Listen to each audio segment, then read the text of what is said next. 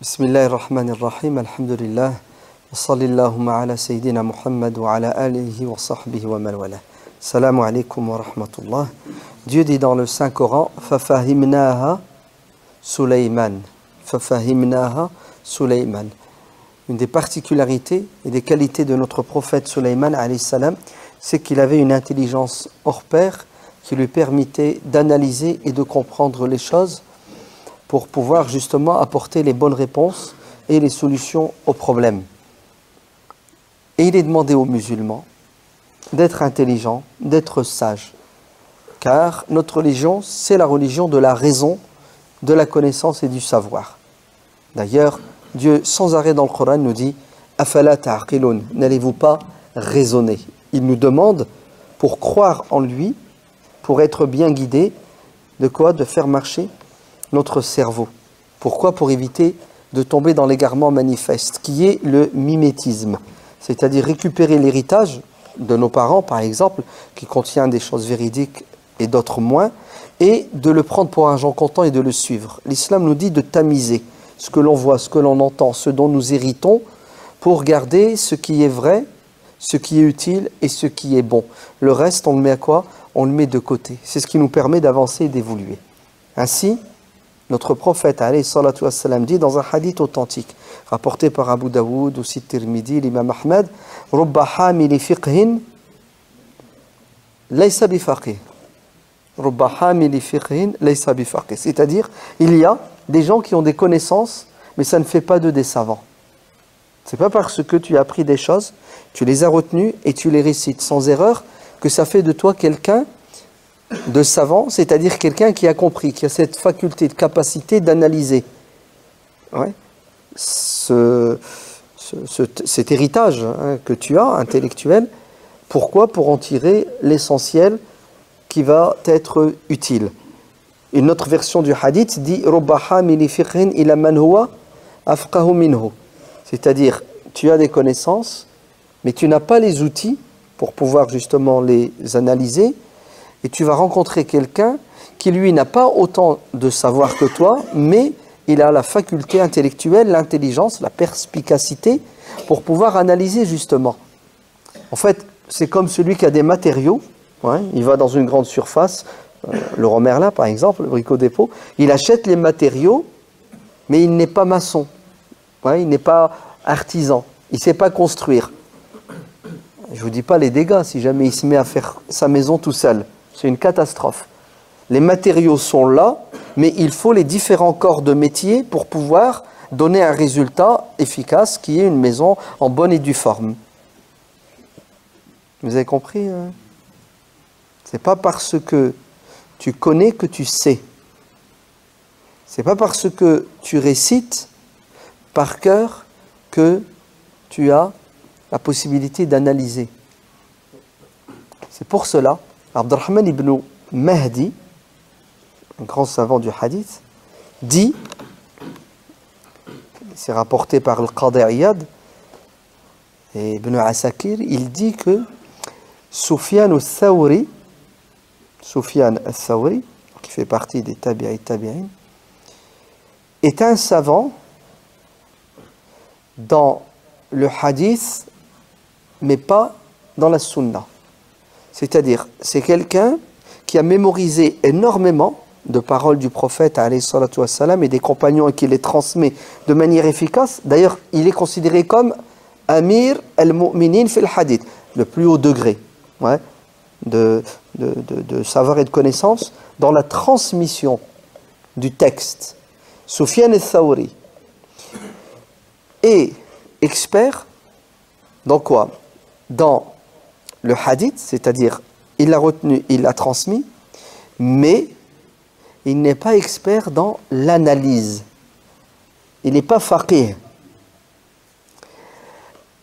Al-Awza'i, un autre savant de Palestine, de la même époque, était imamun fi sunnah wa laysa imamun fi al-hadith. Un expert dans le fiqh, l'analyse, la bonne compréhension des textes, mais ce n'était pas quelqu'un d'hyper compétent dans la transmission des textes. Vous avez vu la différence? Quant à l'imam Malik ibn Anas, il est expert dans al-hadith wa sunnah. C'est-à-dire qu'il maîtrisait à la fois les textes et il avait la possibilité d'analyser les textes. Donc, ce n'est pas parce que tu sais que tu es savant. D'ailleurs, c'est Soufiane ibn Uyayna, si ma mémoire est bonne, qui dit, écoutez bien, ce qu'il va dire va choquer beaucoup de monde, prendre le hadith et l'appliquer est un égarement pour celui qui n'est pas savant. Hein? Tu prends un livre de hadith, Bukhari, Muslim, tu lis et tu le mets en pratique. C'est un égarement. Pourquoi c'est un égarement? Parce que tu n'es pas savant pour bien comprendre et analyser. نعم.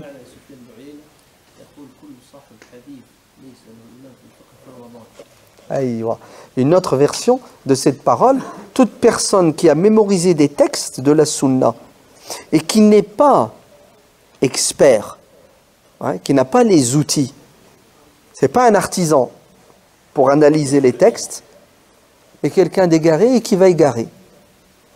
Eh oui, vous vous rendez compte? C'est pour cela le dicton qui dit pour être bien guidé, il faut le Coran et la Sunna n'est pas tout à fait véridique. Il faut le Coran et la Sunna et une bonne compréhension du Coran et de la Sunna. C'est comme si vous ramenez quelqu'un qui est malade et vous le mettez dans une pharmacie, tu lui dis vas-y, il y a des médicaments, soigne-toi. Il fait quoi, m'skin? Bah déjà il est perdu, c'est ça. Et si il n'est pas intelligent, bah il va s'amuser à prendre des médicaments et à consommer un médicament qui à l'origine a été conçu pour soigner et il va se détruire. Le médicament va le tuer. Et en plus, s'il prend le médicament et il lit la posologie, ben, il y en a pour 10 ans avant de lire. Ouais. Il a le temps de mourir. En fait, il faut qu'il passe par qui? Par le médecin. Le médecin d'abord. Il passe par le médecin qui lui fait une ordonnance et le pharmacien va lui donner le médicament prescrit par le médecin. Et ça évite des accidents, des intoxications. Oui. Et il faut quoi? Il faut le texte et la bonne compréhension du texte pour faire de toi un musulman équilibré qui va pratiquer sa religion de manière sensée, intelligente, pour être épanoui. Sinon, une mauvaise compréhension de la religion va faire de toi quelqu'un en prison. Ouais, tu as des chaînes, des carcans qui t'empêchent justement de t'épanouir. C'est pour cela, il y a savants et savants. Il y a des gens en apparence qui connaissent beaucoup de choses, mais ils n'ont pas le recul.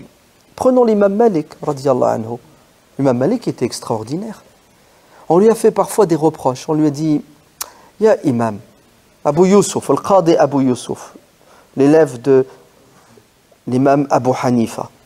Il est devenu Qadi al-Qudat, le ministre de la justice, hein, à l'époque des Abbassides. Al-Qadi Abu Yusuf va reprocher à l'imam Malik ibn Anas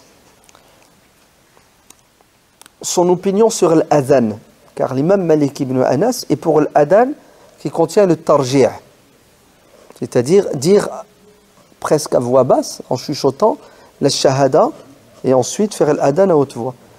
L'imam Abu Yusuf lui dit, comment tu fais pour rester dans ton opinion alors que il y a un hadith authentique du prophète, alayhi salatu wassalam. L'imam Malik lui répond de la manière suivante. Il lui dit, oui, mais ce hadith, j'en veux pas. Ah oui, l'imam Malik était quelqu'un qui sélectionnait les hadiths. Et c'était quoi son argument? Son argument, c'était comment? Tu veux que je suive ton opinion qui est basée sur un hadith transmis par une personne, alors qu'à Médine, les gens, depuis des décennies, font l'adhan de cette manière. Qui est le plus à même de faire l'adhan que le prophète a enseigné? Une personne ou des centaines et des milliers de personnes qui sont les enfants des compagnons du prophète, les petits enfants des compagnons du prophète. Vous avez vu la logique qu'il a? C'est pour cela son livre, le Muwatta, a fondu au soleil d'une critique implacable. Au début, le Muwatta, c'était des milliers de hadiths. Et tout doucement, il va les éliminer. Il va éliminer des hadiths. Des hadiths transmis de manière sûre et certaine. Mais l'imam Malik considère que ces hadiths ne doivent pas être appliqués. D'ailleurs, un jour, on lui a fait la remarque. Il y a un hadith du prophète qui dit ça. Il regarde, il dit, et alors, c'est un hadith du prophète qui dit ça. Moi, j'ai un esprit critique, dit l'imam Malik. Ici, à Médine, voilà comment les gens pratiquent la religion. Ton hadith, je le range au placard. Et il a mis de côté des dizaines et des centaines de hadiths, parce que l'imam Malik avait une approche critique. Vous entendez? Critique. De quoi? Du texte, à la lumière de fondements juridiques, usul, qawa'id. Et entre autres, chez l'imam Malik, il y avait ce qu'on appelle, il y a toujours, amalu ahli al-Madina. Ah oui, la jurisprudence médinoise. Comment les musulmans de Médine, qui sont les héritiers de la pratique de la religion, pratiquer la religion. Et pour lui, c'est la référence. Il avait ce qu'on appelle al-masalih al-mursala. Là où se trouve quoi? L'intérêt de la communauté, se trouve la religion de Dieu. Et l'imam Malik ne tire pas ça de lui-même. Ce n'est pas une crise qu'il a eue. Tiens, ce hadith, je le mets de côté. Non. L'imam Malik a hérité son savoir. Il a pris de qui? De Rabi'atul Ray. Qui lui-même a pris son savoir de qui? De Nafi'. Qui lui-même a pris son savoir de Abdullah ibn Omar ibn al-Khattab. Qui lui-même a pris son savoir de son père Omar ibn al-Khattab. Oui, c'est ça le fiqh de Omar ibn al-Khattab. Compréhension intelligente du texte, à la lumière de quoi? À la lumière des objectifs nobles de la religion.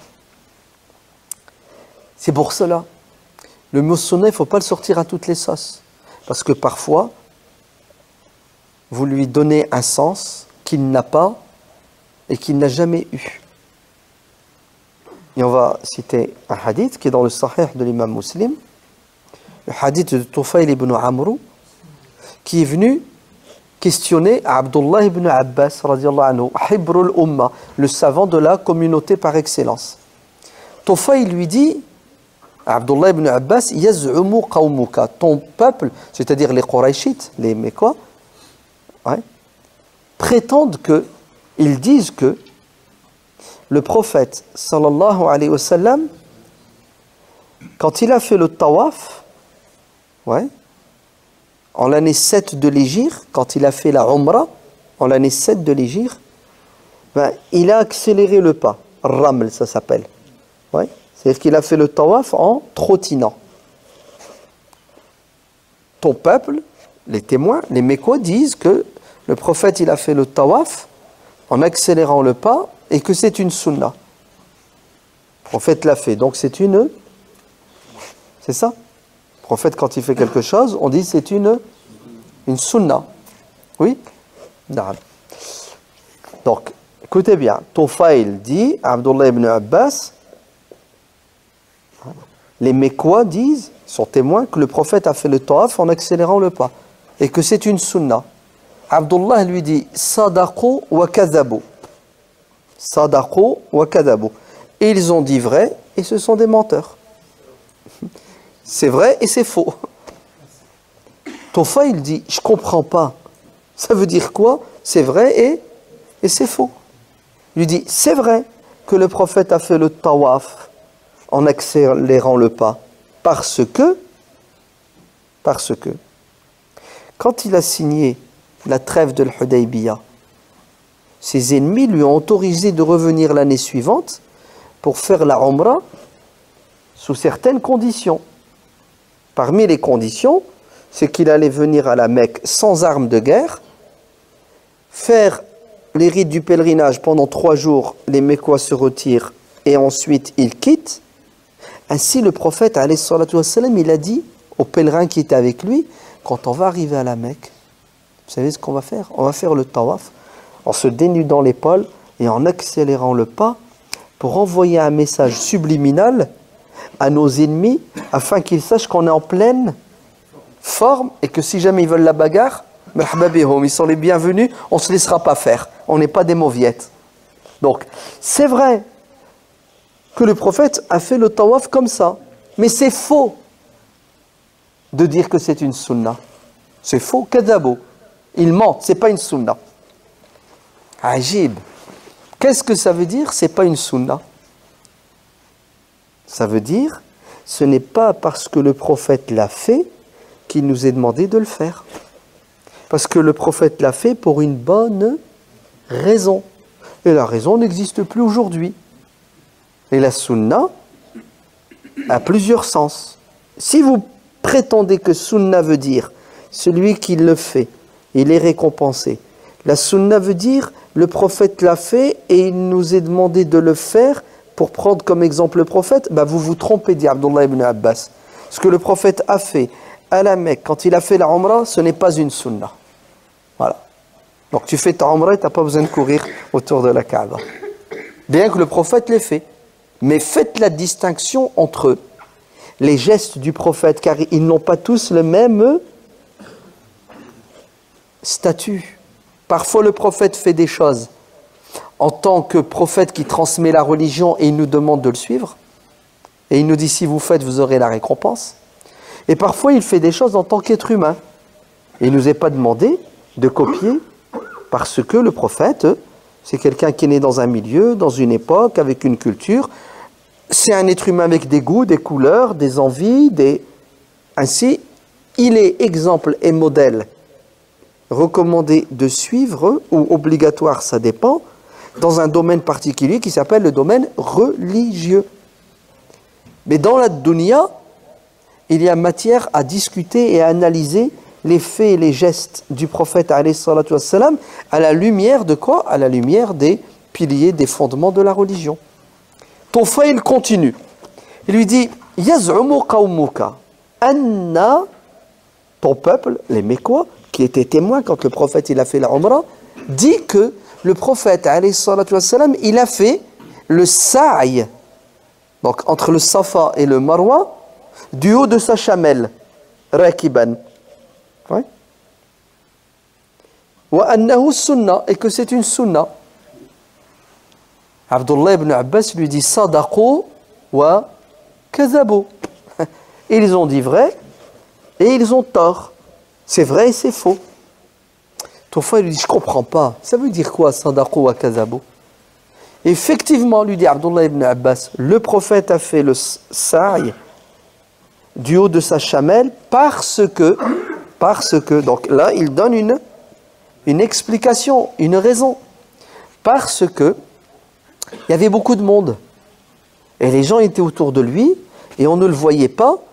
Et le prophète voulait être visible pour être entendu, pour leur enseigner les rites. Kazabo, c'est pas vrai, ce n'est pas une sunna. C'est-à-dire, c'est parce que le prophète a fait le tawaf sur sa monture qu'il nous a demandé de faire le tawaf sur notre monture. D'ailleurs, on aurait du mal. Ouais, passage. Ce hadith, vous êtes bien d'accord que il est une preuve indiscutable sur le fait que le terme sunna ne doit pas être pris et compris d'une seule manière. Il a plusieurs sens, occurrences. Ça dépend. Ainsi, distribuer la sunna à toutes les sauces, ce n'est pas une bonne compréhension de la religion.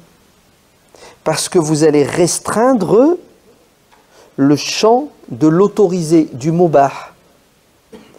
Et vous allez faire de choses qui ne sont pas religieuses, des choses religieuses. Vous allez mélanger le din et ce qui n'est pas du domaine du din. Tout simplement. Par exemple, le hadith dit que le prophète sallallahu alayhi wa sallam, il aimait bien porter le qamis, donc une longue robe. En plus, il aimait bien la couleur blanche. Et tu me dis, c'est une sunna. Sadaqta wa kadabta. Tu as raison, effectivement. Le prophète aimait bien et s'habillait comme ça. Pas uniquement d'ailleurs. Le prophète, il lui est arrivé de porter des vêtements de couleur verte, rouge. Ouais. Donc vous voyez bien qu'il ne faut pas restreindre le champ. Et deuxièmement, c'est pas vrai. C'est pas une sunna, au sens où sa tenue vestimentaire avait une dimension religieuse. Elle n'a pas une dimension religieuse. Le prophète s'habillait comme ça parce que les Arabes de l'époque s'habillaient comme ça. Et s'il aime le blanc, la couleur blanche, c'est parce que c'est son goût. Moi, j'aime pas le blanc. Moi, j'aime le noir, tiens. Vous avez compris comment il faut voir les choses? Oui. Ce n'est pas parce que le prophète sallallahu alayhi wa sallam a fait ou dit quelque chose que c'est automatiquement religieux. Non, le prophète avait plusieurs casquettes. Ouais. Il avait plusieurs casquettes, plusieurs rubans si vous voulez. Ouais. C'est pour cela, un grand savant malikite qui s'appelle Shihabuddin al-Qarafi, il a écrit un livre. Il a écrit un livre pour enseigner qu'il faut distinguer tasarrufat an-nabi, les comportements du prophète sallallahu alayhi wa sallam. Le prophète était un chef d'État. Et oui, le prophète était un messager. Le prophète était un être humain, comme tout le monde, avec une culture, avec une éducation, avec des goûts et des couleurs. Ainsi, l'imam al-Qarafi est bien avant lui. D'ailleurs, le premier qui est allé dans ce sens, et on a un texte, c'est le grand Ibn Qutayba, Ad-Dinawari, Ibn Qutayba. Il a un très bon livre qui s'appelle Mushkilul Hadith, où il répond aux rationalistes qui rejettent la sunna sous prétexte qu'elle est contraire à la raison. Ibn Qutayba leur répond avec des arguments, et dans son introduction, dans son livre, qu'est-ce qu'il dit? Il dit, attendez, on va d'abord se mettre d'accord sur ce que ça veut dire la sunna. La sunna a plusieurs sens. Les muhaddithun lui donnent un sens. Les fuqaha, un sens. Ulama usul al-fiqh, un sens. Ulama al-aqida al-mutakallimun, un sens. Les historiens donnent un sens à la sunna. Les spécialistes de la transmission du texte religieux lui donnent un sens. Les jurisconsultes lui donnent un sens. En fonction de ta spécialité, le terme sunna signifie quelque chose qu'il ne signifie pas quand tu l'utilises dans un autre domaine. Par exemple, pour les fuqaha, le terme sunna signifie ce qui n'est pas obligatoire, ce qui est recommandé. Si tu le fais, tu es récompensé. Si tu ne le fais pas, tu n'es pas puni. Pour les savants spécialistes de la aqida, de la croyance, le terme sunna signifie la religion droite, et non pas l'égarement. Le terme sunna pour les historiens, les muhaddithun, c'est ce que ça signifie? Tout ce qui a un rapport avec le prophète. Ce qu'il a dit, ce qu'il a fait, ce qu'il a approuvé, l'histoire, sa biographie, l'histoire des compagnons, de sa famille, tout ce qui touche au prophète, ils ont appelé ça sunna. Mais regardez, pour les savants spécialistes des fondements du droit, ce qu'on appelle usul, usul al-fiqh, c'est ce que veut dire le terme sunna. Le terme sunna signifie chez eux les actes, les paroles ou les approbations du prophète qui peuvent servir, écoutez bien, comme preuve pour interdire ou autoriser, rendre obligatoire quelque chose. C'est-à-dire, on peut en tirer une loi. Par exemple, l'imam al-Bukhari, rahimahullah, a écrit un livre qui s'appelle Sahih. En fait, c'est pas tout à fait ça le titre. Le titre est beaucoup plus long. Ça, c'est juste un résumé. C'est comme ça qu'on l'appelle. Dans son livre, le Sahih, à un moment donné, il dit que le prophète, sallallahu alayhi wa sallam, il avait une mule, un âne. Ouais, d'accord. Il avait une chamelle. Très bien. Est-ce que parce que le prophète avait une chamelle, ou une mule et un âne, et que c'est une sunna d'avoir une chamelle? À un moment donné, dans la sira du prophète, il dit que le prophète avait une chèvre. Il l'a trayée. Alors, est-ce que c'est une sunna d'avoir une chèvre? Allez, est-ce que c'est une sunna au sens où la religion te demande d'avoir chez toi une chèvre? C'est bon, c'est une sunna? Et pourquoi ça ne serait pas une sunna? Eh bien oui. Pourquoi t'en veux pas? Le prophète, il y avait une chèvre. C'est un comportement humain. Ouais. Il fait ce qu'il veut. Naham. Ben, il fait ce qu'il veut aussi quand il s'habille. Ouais. Il met des sandales, il met un qamis, parfois il met un pagne. Oui. Il se coiffe d'une manière. Tiens, il met tel parfum, il aimait bien tel parfum. Ben, tout ça aussi, c'est des comportements humains. Ah ah. Comment? Laïsa? Wahi. Ce n'est pas une révélation. Ce n'est pas une obligation. Et ça ne fait pas partie de la religion. C'est ça. Donc ça veut dire quoi? Ça veut dire que le prophète, à un moment donné, il fait des choses qui font partie de la religion, et à un moment donné, allez-y, il fait des choses qui ne font pas partie de la... C'est ça. Bah attends, Dieu dit dans le Coran, in huwa illa wahyun wa ma yantiqu anil. Yallah, tu dis quoi maintenant? Le prophète reçoit la révélation et tout ce qu'il dit, ouais, ça vient de Dieu. Alors pourquoi tu lui as retiré cette dimension et... Ah. Il y a certaines choses qui sont espace-temps de sa vie valables, mais qui ne sont plus valables aujourd'hui aussi. Non, c'est pas ce que je t'ai dit. Tu m'as dit tout à l'heure qu'il y a le prophète, à un moment donné, il est prophète, ce qu'il dit, ce qu'il fait, ça fait partie du din, et à un moment donné, non. C'est ça? T'as pas dit ça. Smahli, alors j'ai pas compris ce que tu as dit. Attends, c'est ton voisin qui l'a dit. Ah, excuse-moi. Il dit rien, le traître. Je t'ai eu, hein. Donc ton voisin a dit, ouais, que le prophète, à un moment donné, il est dans le din, à un moment donné, il n'est pas dans le din. Ben, il y a un verset dans Surat Najm qui dit, non. Le prophète reçoit la révélation, ce qu'il fait et ce qu'il dit, c'est quoi? C'est par impulsion divine. D'accord? Donc, tout ce que le prophète fait et dit, ça vient de Dieu. Ouais. En vérité, je t'ai arnaqué, mon frère. Si, je t'ai arnaqué. Parce que ce verset du Coran ne veut pas dire ça. On l'utilise à mauvais escient parce qu'on ne le comprend pas et on ne va même pas voir ce que les savants disent sur ce verset. Hein? Tabari, il explique le verset, il ramène les paroles des sahaba, des tabi'in, pour dire que ce verset signifie que le Coran que le prophète récite ne vient pas de lui, mais il vient de Dieu, tout simplement. Mais ça ne veut pas dire que le prophète, 24 heures sur 24, quand il parle, c'est Dieu qui parle à sa place. Ça ne veut pas dire ça. C'est n'importe quoi. Et d'ailleurs, les koffars de la Mecque, ses ennemis, ils n'avaient pas un problème avec le prophète en tant qu'être humain qui leur parle. Ils avaient un problème avec le prophète qui parle au nom de Dieu. Mais lui, en tant que citoyen qui parle, ils n'ont pas un problème avec lui. Ils ont un problème quand il leur dit que ça, c'est la parole de Dieu. Et ils l'ont accusé d'être un magicien, un sorcier, un devin. Et Dieu a dit, arrêtez.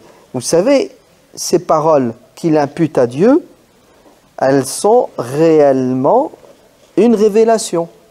Il ne parle pas de son propre chef, mais elles viennent de Dieu.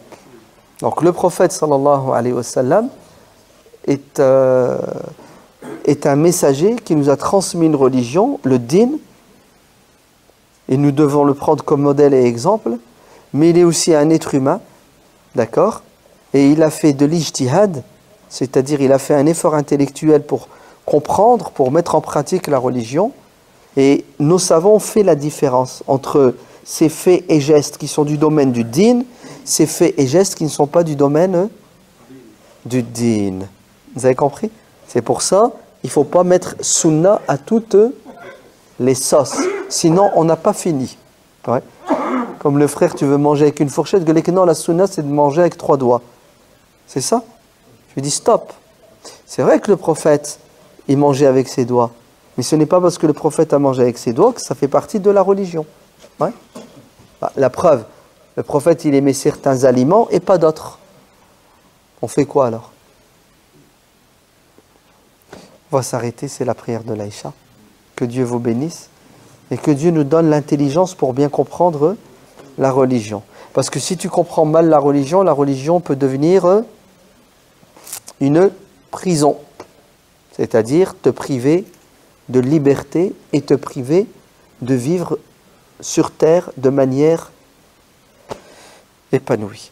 Wallahu a'lam walhamdulillahi rabbil alamin. Subhana rabbika rabbil izzati amma yasifun wa salamun ala al-mursalin walhamdulillahi rabbil alamin.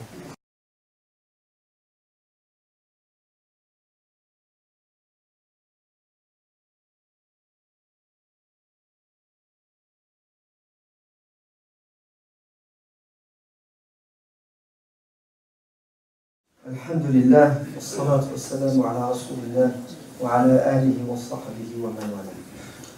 Un des piliers de cette religion, d'ailleurs ce qui la distingue des religions précédentes, c'est la facilité et la souplesse.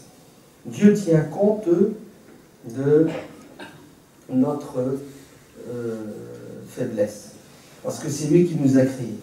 Il sait mieux que quiconque ce qui est bon et ce qui est mauvais pour nous. Il sait mieux que quiconque ce que l'on peut supporter et ce qui est insupportable pour nous. Ainsi, la charia, la voie que Dieu nous a tracée, est en parfaite conformité avec nos capacités de quoi? De la pratiquer. C'est pour cela le prophète sallallahu alayhi wa sallam est venu alléger l'islam des carcans que devaient porter et supporter les communautés précédentes. Ainsi, l'islam sous sa forme mohammedienne est un islam qui reflète la souplesse, la facilité. Pourquoi? Parce que cette religion n'a pas pour objectif de punir l'être humain. Car quelqu'un qui doit supporter l'insupportable, en fait, subit un préjudice. Donc l'islam n'est pas venu pour nous mettre dans la gêne, dans la difficulté. Au contraire, Dieu dit à plusieurs reprises, dans plusieurs versets du Coran, وَمَا جَعَلَ عَلَيْكُمْ فِي الدِّينِ مِنْ حَرَجٍ. Dieu ne veut pas que vous connaissiez la gêne à cause de la pratique de la religion. En d'autres termes, pratiquer la religion, et dès qu'une pratique vous met dans la gêne, à ce moment-là, vous sortez quoi? Vous sortez un joker qui s'appelle la rukhsa, la dérogation. C'est-à-dire vous devez quitter cette situation de gêne pour entrer dans la situation normale qui est la situation de souplesse, de facilité, d'accessibilité. La religion est accessible. Dès qu'elle ne l'est plus, sachez que vous devez faire quoi? Vous devez passer du statut de la difficulté vers le statut de la facilité. C'est un pilier, un fondement de l'islam. C'est quelque chose qui ne se discute pas. Parce que les versets du Coran sont nombreux.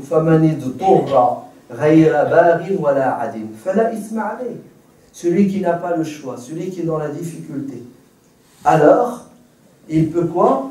Il peut consommer ce qui est interdit. Il peut délaisser ce qui est obligatoire. Il ne désobéit pas à Dieu. Parce que Dieu qui nous a dit de prier, alors, c'est lui-même qui nous dit, via son prophète sallallahu alayhi wa sallam, de regrouper la prière du Maghrib et du Isha, parce que prier l'Isha à son heure effective devient quelque chose d'impossible ou de très difficile à accomplir. Et puisque la religion est contre la difficulté, alors le prophète alayhi salam a regroupé la prière du Maghrib et de l'Aïcha. Et quand on a demandé à Abdullah ibn Abbas, son élève, pourquoi le prophète l'a-t-il fait, ce regroupement de prières, alors qu'il n'est pas en voyage et qu'il n'est pas malade, pour que les conditions atmosphériques étaient normales et naturelles, pourquoi? Qu'est-ce qui l'a poussé à regrouper les prières? Abdullah ibn Abbas dit que le prophète sallallahu alayhi wa sallam a fait cela pour que sa communauté ne connaisse pas la gêne. C'est-à-dire le prophète a fait le Maghrib et l'Aïcha à Médine, où l'Aïcha au plus tard est à 22h le soir, parce que la prière de Maghrib et de l'Aïcha est constante. Hein. Nous ici dans le nord de l'hémisphère nord, l'Aïcha il est à minuit et quart au plus tard. Et encore, c'est parce qu'on a choisi un calcul qui nous facilite la vie. Mais si on devait choisir l'autre mode de calcul, l'Aïcha serait à 1h15. Vous entendez? À 1h15. D'ailleurs, nos voisins et cousins belges ont opté pour le calendrier de la difficulté. Et consultez leur calendrier, vous verrez que l'Aïcha est à 1h30. Et le Fajr à 2h ou 2h15. Donc ça, c'est impensable. C'est même irréalisable. Même si vous arrivez à le concevoir, vous ne pouvez pas le mettre en pratique. Sauf si vous n'avez plus de vie sociale ni économique. C'est-à-dire si vous faites rien de la journée pour dormir la journée, puisque le soir vous n'avez pas dormi. Donc le prophète sallallahu alayhi wa sallam a regroupé le Maghrib et l'Aïcha uniquement pour que les musulmans de France, en l'an 2013, qui connaîtront des difficultés pour prier l'Aïcha à minuit et quart, puissent regrouper le Maghrib et l'Aïcha. Et le prophète était un visionnaire. Hein, il savait, normal, Dieu l'a mis au courant, qu'il y aurait des musulmans au pôle Nord, c'est ça, en Suède, en France, au nord de la France, et que l'Aïcha va être pour nous une galère. Et c'est la vérité, il faut l'appeler comme ça. L'Aïcha en été, c'est une galère. Il ne faut pas se mentir, il ne faut pas se voiler la face. Arrive à 10h, 10h30, on pique du nez. Il y en a même, ceux qui ont une hygiène de vie plus saine, vers 8h, 20h le soir, ils dorment. C'est ça? Et tu les trouves éveillés le matin à 5h. Et nous, bon, on est tenu de faire le Maghrib à l'heure. Et le Maghrib est à 21h30. Au mois de juin, solstice d'été, le Maghrib sera à 22h10. On fait comment? Surtout pour ceux qui assument leurs devoirs et qui travaillent toute la journée. Vous n'avez pas d'autre solution si ce n'est que de regrouper le Maghrib avec l'Aïcha. Et vous allez le faire sans gêne ni difficulté. Pourquoi? Parce que le prophète alayhi salam l'a fait. Il y a certains qui sont réticents. Ils disent non, non, non, non, Dieu dans le Coran il a dit qu'il fallait faire la prière à l'heure. Et c'est vrai. Dieu a dit Inna as-salata kanat 'ala al-mu'minina kitaban mawquta. La prière, c'est une obligation que l'on doit accomplir à l'heure. Qui va décider de l'heure de la prière? Est-ce toi? Moi? Non. C'est Dieu et son prophète qui décident des horaires de prière. Et les horaires de prière sont ceux que vous connaissez, plus, vous entendez? Plus les exceptions, les dérogations. C'est-à-dire, en été, quand on est dans la difficulté, le prophète sallallahu alayhi wa sallam nous dit, voilà, j'ai une solution pour votre galère. Vous faites le Maghrib et l'Aïcha, parce que moi-même, prophète, je l'ai fait, et mes compagnons, mes élèves, qui ont bien compris la religion, vont le faire. Puisqu'Abdullah ibn Abbas a dit qu'il a prié avec le prophète 7 rak'at, 3 du Maghrib, 4 de l'Aïcha, et lui-même, Abdullah ibn Abbas, va prier el Maghrib avec l'Aïcha. Et il y aura quelqu'un qui va lui faire la remarque en lui disant l'heure du Maghrib est bientôt passée. Attention, hein, tu es dans le rouge. Et Abdullah ibn Abbas va lui donner une leçon en lui disant, tu vas m'enseigner les horaires de prière, tu veux m'enseigner quand et comment faire la prière, tu es mal placé. Je suis Abdullah ibn Abbas, l'élève du prophète alayhi salam. Et moi qui te parle, j'ai fait le Maghrib avec Aïcha au temps du prophète. Donc c'est pas toi, l'ignorant, qui va me donner des leçons. Vous avez vu ce qui se passe aujourd'hui? Les gens qui ne savent pas discutent et remettent en question ceux qui savent. Vous savez pourquoi? Parce que c'est une question d'habitude. On a l'habitude de faire un Maghrib en son temps, et l'Aïcha à l'heure fixée par le calendrier, et quand quelqu'un vient et nous enseigne quelque chose qu'on ne connaît pas, quelque chose de nouveau, on est choqué. Et on n'en veut pas, parce qu'on a du mal à changer nos habitudes. Parfois, c'est parce qu'on a peur. On a peur de nous tromper. Là, écoutez, vous ne pouvez pas vous tromper, puisque le prophète alayhi salam l'a dit et l'a fait. C'est dans le Sahih de l'imam Muslim. Le hadith est authentique. Le hadith correspond au verset du Coran de la Sourate Al-Isra qui définit les 3 horaires de prière. Le hadith correspond à la philosophie même de l'islam qui est pour la souplesse et qui est contre la difficulté. Et c'est exactement ce qu'a dit le Conseil européen de la fatwa.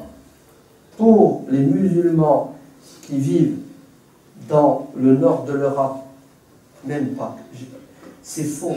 Pour les musulmans qui vivent partout sur terre, dès qu'ils sont dans la difficulté, qu'ils fassent le Maghrib et l'Aïcha. Ensemble. Même Tohr et l'Asr. Voilà, c'est ça que dit notre religion. Vous allez me dire, oui, mais si je fais le Maghrib avec l'Aïcha, je dois dormir juste après. Et moi, je n'ai pas tout à fait envie de dormir juste après le Maghrib parce qu'il y a un feuilleton. C'est ça? Et je voudrais le regarder. Nul grief. Tu as le droit de faire un Maghrib et l'Aïcha et de ne pas dormir juste après. Parce que le hadith ne dit pas faites le Maghrib et l'Aïcha et dormez. Le hadith dit faites le Maghrib et l'Aïcha si vous en sentez le besoin. Et si vous dormez une demi-heure après, 1 heure après, peu importe. Tout ce que je sais, c'est que vous n'arriverez pas à tenir jusque minuit et quart pour faire l'Aïcha. Et généralement, c'est ce qui se passe. Ouais. On fait le Maghrib et puis on résiste. On bouge, on lit. Et arrive à 11h30, minuit moins quart, la lumière s'éteint. On tombe. Et on se réveille le matin à 6h, oh, j'ai pas fait l'Aïcha. C'est ça. On est emporté par le sommeil qui est lourd, qui pèse sur nos épaules. Donc ne vous sentez pas dans l'erreur, ni dans le péché, parce que vous avez fait le Maghrib avec l'Aïcha. C'est ça qui est normal et naturel en ces moments difficiles. Sinon, vous allez prier à contre-cœur. Et vous allez prier l'Aïcha minuit et quart, vous êtes dans le gaz, vous n'êtes pas concentré, et l'Aïcha va devenir pour vous une punition à la longue. Bon, laissez tout ça de côté. Moi, je vais vous parler d'un cas concret. Un frère qui a dit, j'ai failli faire un accident. Vous savez pourquoi il a failli faire l'accident? Parce qu'il a dormi à minuit et demi, il s'est réveillé à 4h. Et il est parti au travail. Et il conduit, vous savez, il a du déplacement à faire. Et le soir, à 5h30, quand il rentre, il est HS. Parce qu'il a dormi que 4 heures. 3h30 la nuit. Il a dit, l'été pour moi, c'est infernal. Je souffre. Donc vous voyez l'impact que ça peut avoir sur l'individu. Très grave. On peut pousser quelqu'un à quoi? À faire un accident, à se faire du mal ou à faire du mal aux autres. Donc Allah ibn Fikoum, il faut arrêter de polémiquer autour de cette question tellement elle est claire et évidente. Maintenant, chacun est libre de faire ce qu'il veut, hein, c'est évident. Chacun est libre. Mais ne cherchez pas la petite bête. Okay? Prenez la religion comme elle est, c'est-à-dire souple. Ne croyez pas que plus c'est dur, plus vous êtes proche de Dieu. Plus vous souffrez, plus Dieu vous aime. C'est pas vrai. Dieu n'a que faire de votre souffrance. Dieu n'aime pas la gêne. C'est pour ça qu'il nous a donné des dérogations. D'accord? Et nos voisins belges, qui ont opté pour un calcul différent du nôtre, ont l'Aïcha à 1h15 du matin. Et le Fajr une demi-heure après. Donc imaginez-vous dans quel état ils doivent être. C'est une catastrophe, c'est un non-sens. Ouais. C'est juste ce qu'il faut pour faire fuir les gens de la religion. Donc Allah ibn Fikoum, soyez raisonnables, Il ne faut pas que la religion devienne un fardeau. La religion, elle est légère et elle est accessible à tout le monde.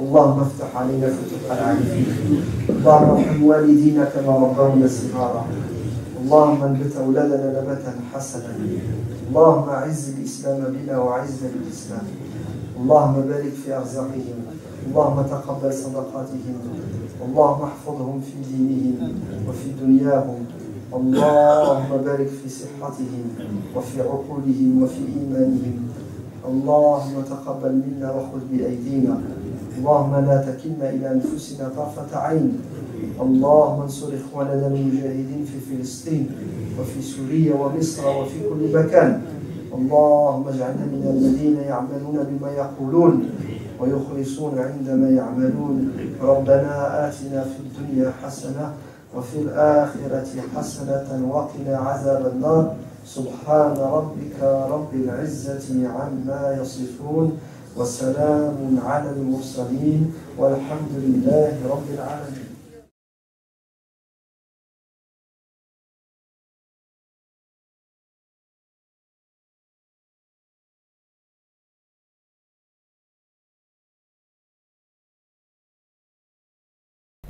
Nous ne sommes pas dans un pays catholique, nous sommes dans un pays laïque de culture catholique. C'est pas la même chose, de tradition catholique. D'accord ? Donc c'est tout à fait normal que le dimanche soit le jour du Seigneur, du repos, tu l'appelles comme tu veux. D'ailleurs, lorsqu'il y a eu la Révolution française, il y a eu un bouleversement profond. Ils ont enlevé la semaine et ils ont instauré la décade, 10 jours. Ils ont enlevé la semaine, hein, parce que la semaine c'est chrétien, le 7e jour. Donc à un moment donné, le calendrier révolutionnaire c'était 10 jours, 10 jours, 10 jours, la décade, pour créer une rupture avec l'héritage catholique. Mais après, c'est revenu, la semaine. Les Juifs, c'est le samedi, c'est ça le Shabbat? Naam. Oui. On a 2 jours, c'est ça, le samedi, dimanche, pour se reposer, pour se ressourcer. Il y en a qui bossent le samedi, je crois. Hein. Il y en a même le dimanche, non? Ok. À kulli hal. En islam, oui, il faut donner à son corps son dû. Il faut le reposer, son corps. Et puis, la vie, c'est pas que le travail. C'est le travail et puis d'autres obligations. Les obligations sportives, non? Les obligations ludiques. Il faut se détendre, il faut s'amuser. Il faut s'engager dans le tissu associatif pour faire le bien à la communauté nationale. Donc, il faut des jours de pause.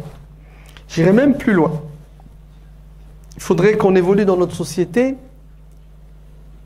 pour travailler moins,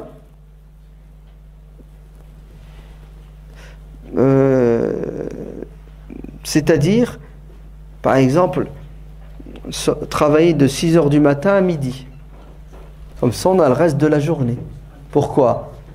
Pour faire une sieste déjà. C'est très bon pour la santé. Mais surtout pour s'occuper de nos femmes et de nos enfants. Ils sont contre ici. Parce qu'aujourd'hui, c'est quoi notre vie? C'est métro, boulot, dodo. On travaille 12 heures par jour avec les allers-retours. Si bien que quand on rentre, on est quoi? On est hors service. C'est ça? On ne peut plus s'occuper de nos femmes et de nos enfants. On dirait, subhanallah, qu'on est dans une société moderne où l'esclavage a pris une autre forme. Ouais. Tout ce qui intéresse les puissants, c'est la rentabilité. Ouais. Et c'est très dangereux. Ouais. Puisque la famille éclate. Elle n'existe plus. Très bien. Tu parlais du vendredi, c'est ça? Tu aurais souhaité que le vendredi soit un jour férié, comme le samedi, le dimanche, pour que les musulmans... après les bouddhistes vont demander le jeudi, c'est ça? Les homosexuels le mercredi, ouais, ouais. Donc on n'est pas clair, faut trouver un terrain d'entente, faut trouver un équilibre. En tout cas, on est sûr d'une chose, c'est qu'il y a une loi, ouais, qui a été votée il y a déjà plus de 15 ans, je crois, qui s'appelle la loi des 35 heures. Ouais. Donc si cette loi est bien respectée, normalement à midi, tu as fini le vendredi. N'est-ce pas? À midi, tu as fini. À midi, vendredi midi, tu as fait tes 35 heures. Donc merci pour... elle est de chez nous, celle qui a fait passer la loi. Martine Aubry. Merci Martine, pour la loi des 35 heures qui nous permet d'avoir une après-midi de libre. RTT, c'est ça? Naam, une après-midi de libre pour s'occuper de nos femmes et de nos enfants et en tant que musulmans pour faire le Jumu'ah. C'est ça? Bon, allez, on va être réaliste et pragmatique. Tu veux le vendredi?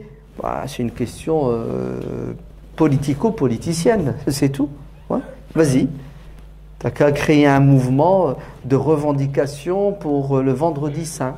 Tu l'appelles comme tu veux. Et pourquoi pas? C'est une question de loi. Si le Parlement vote vendredi comme jour férié, tu auras ton vendredi comme jour férié. Et tout le monde sera content, t'inquiète. Musulman ou pas musulman, il n'y a personne qui crache sur un jour férié. Si, les patrons ne seront pas très contents.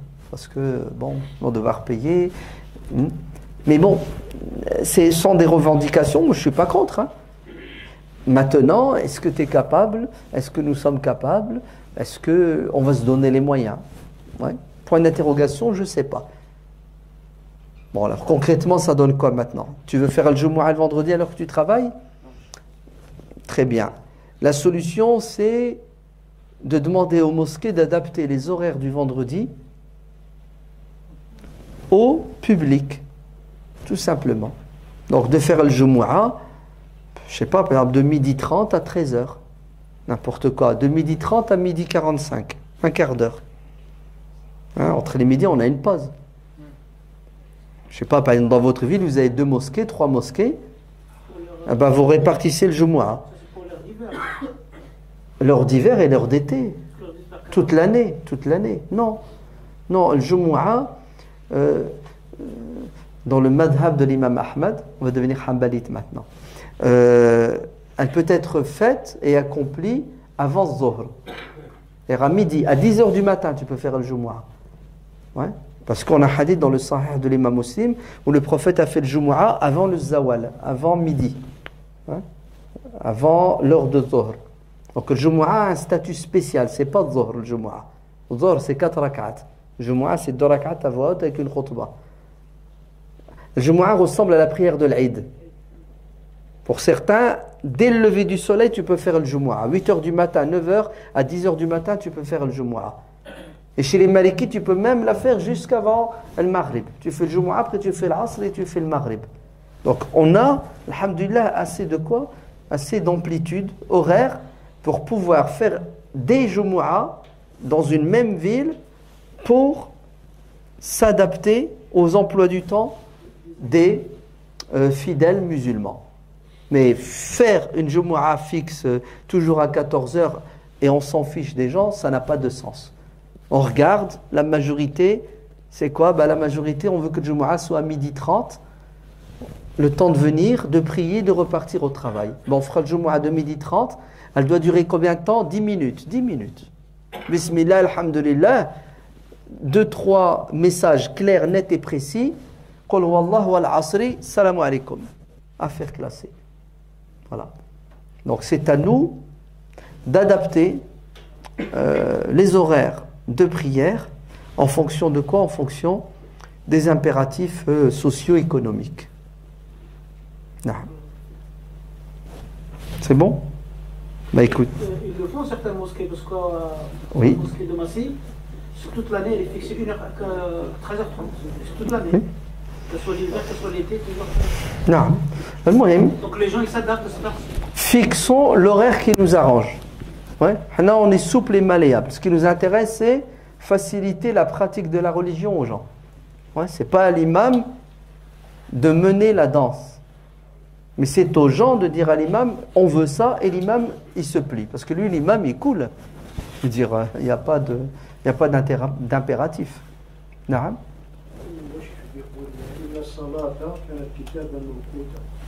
كانت على المؤمنين كتابا موقوتا.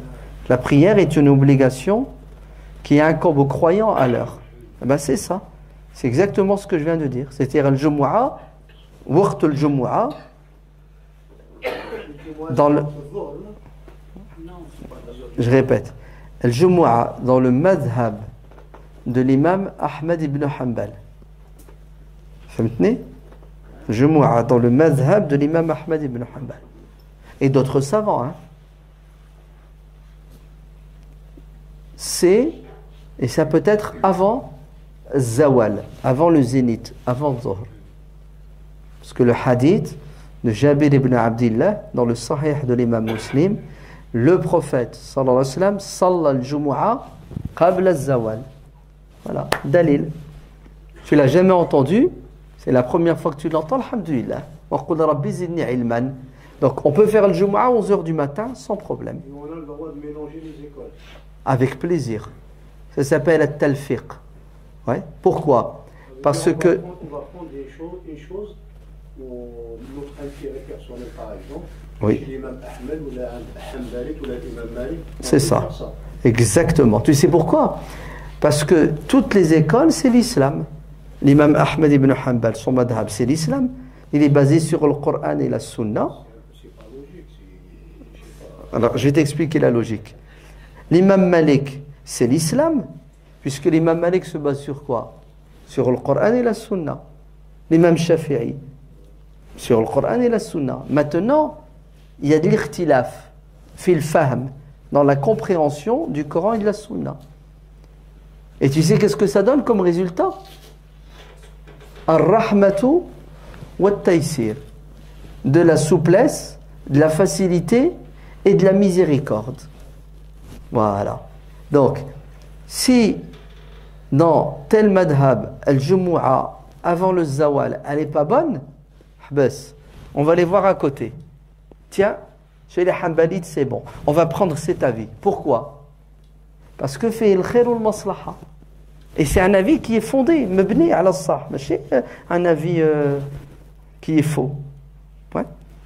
Donc, alhamdulillah, heureusement que c'est possible. Comme ça nous facilite la vie. Parce que si tu restes enfermé dans un madhab, tu vas rencontrer des difficultés. Ouais. Le din est basé sur la souplesse. Aïcha radiallahu anha a dit que le prophète sallallahu alayhi wa sallam, quand il avait le choix entre deux opinions, deux avis, deux décisions, il choisissait la plus souple. Aïsarhuma. Ce qui rend la vie la plus simple aux gens. Ouais. Le tashaddud, c'est pas bon. Sinon, des centaines de gens ne feront pas le Jumu'ah. Ah, la solution, vous arrêtez le travail. Vous quittez le travail pour faire le Jumu'ah. Ouais. Il n'y a qu'un fou qui va dire ça. Non? Il faut être fou pour dire ça, non? Vous ne trouvez pas? Il faut être fou pour dire aux gens, vous quittez votre travail pour venir faire le Jumu'ah. Il y a beaucoup qui n'arrivent pas à le faire. Hein? La ralbe. Tu veux que je te dise? Il ne va pas faire le Jumu'ah parce qu'on donne des heures. Mais bien sûr.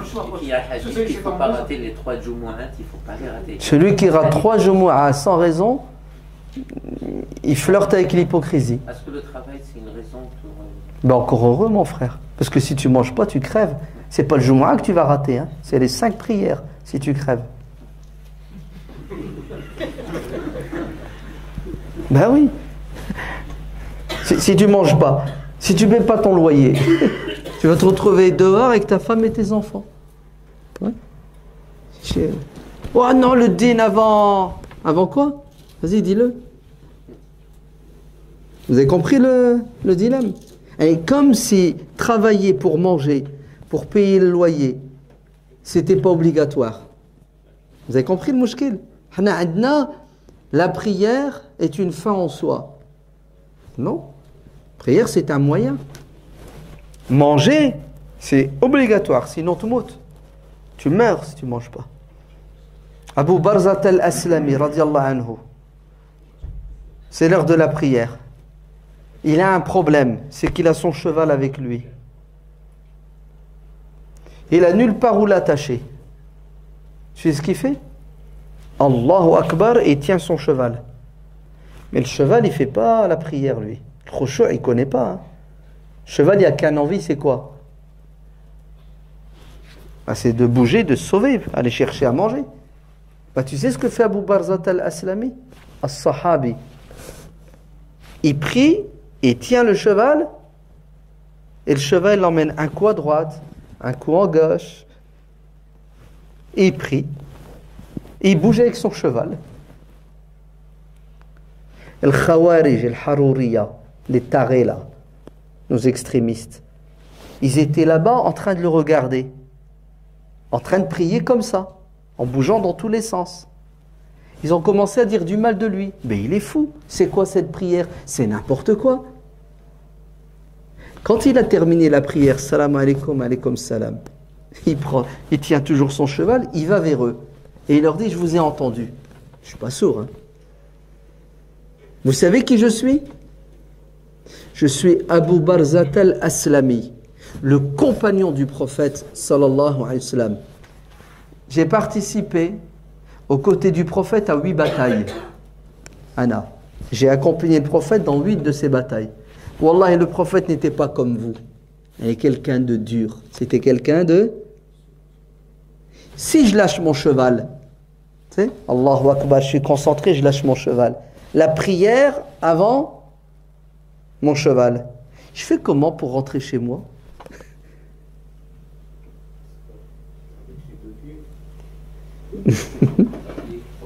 Ça c'est ton fiqh, c'est pas celui d'Abu Barzat al-Aslami. Non, avec son cheval, lui. Lui, il veut pas rentrer avec ses pieds. Parce que c'est 5000 € son cheval. Sahih. Ce que tu as dit, ma'qoul. Et il le lâche, son cheval se barre, il perd 5000 €.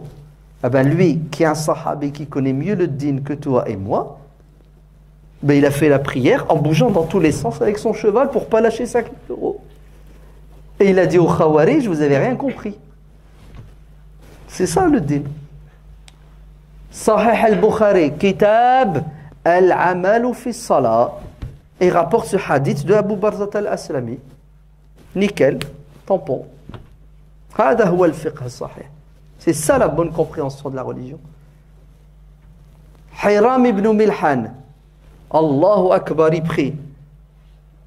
Qui c'est l'imam? A'lamu an-nasi bil halal wal haram.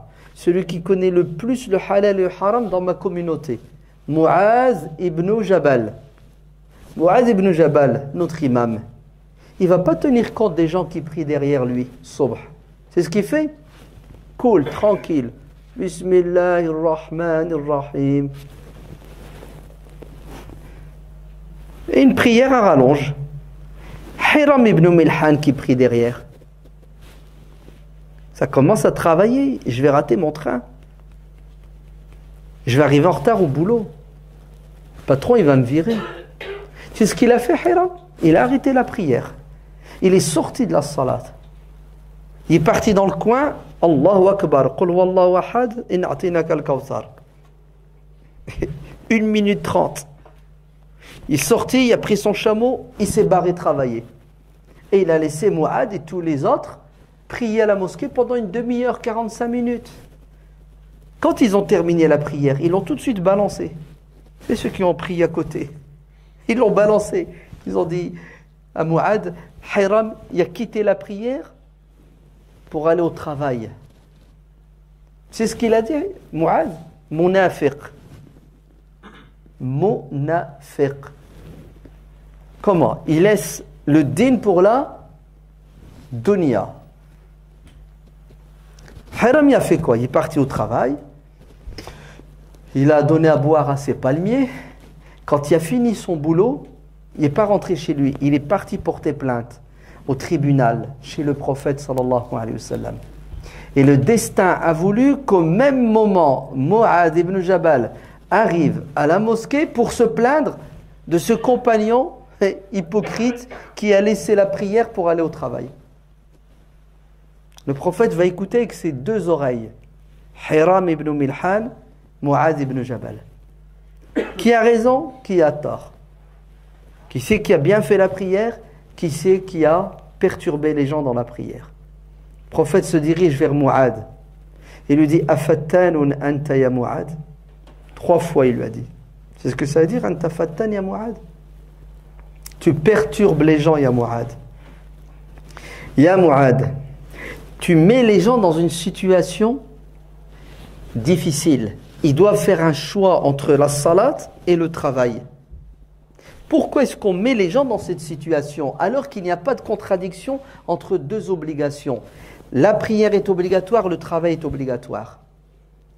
Et tu dois ménager les deux. Et c'est possible.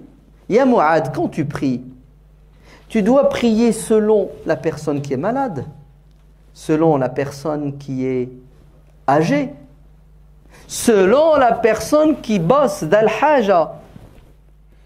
C'est pas toi la référence, l'imam, qui toute la journée n'a rien à faire. Tu dois adapter la prière au public et prendre en compte le plus faible et non pas le plus fort. Celui qui est malade et non pas celui qui est en bonne santé. Celui qui est pressé et non pas celui qui a le temps. C'est ça la bonne compréhension et la bonne pratique de la religion. Ya Mu'ad, tu es un fattan. Au nom du din, tu éloignes les gens du din. Parce que, vous avez compris le problème où il est? Ramadan approche. On va encore nous faire des tarawih jusqu'à 1h du matin. Le lendemain, toi, crève au travail, t'es mort au travail, il s'en fiche, l'imam. Donc attention, Allah yabarak fikoum. Il faut savoir quoi? Faire l'équilibre. Et quand on n'a pas le choix, il faut faire le bon choix. Il ne faut pas se tromper. Wallahu a'lam.